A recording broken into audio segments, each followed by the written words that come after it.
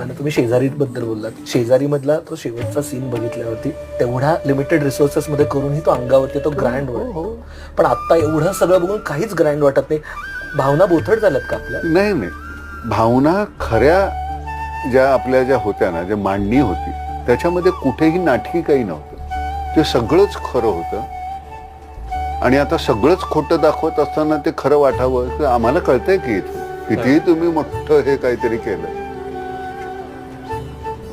10 commandments मध्ये जेवढे you'll ब्रॅनर होते त्याच्यामध्ये असा सगळा समुद्र दुभंगतो आणि त्याच्यात ते दिसताना ते थोडंसं हे खोटं वाटायचं, पण ते आम्ही छान वाटायचं. कृष्णाला घेऊन वसुदेव चाललेले आहे त्यावेळी तो हे दुभंगतो आम्हाला, कारण आम्ही भावनिकरित्या तिथे इतके असायचो. आता मुळात ती भावनाच जर नकली आणि खोटी असेल तर तुम्ही कितीही काही बोललात तरी त्याला काही गंमत नाही.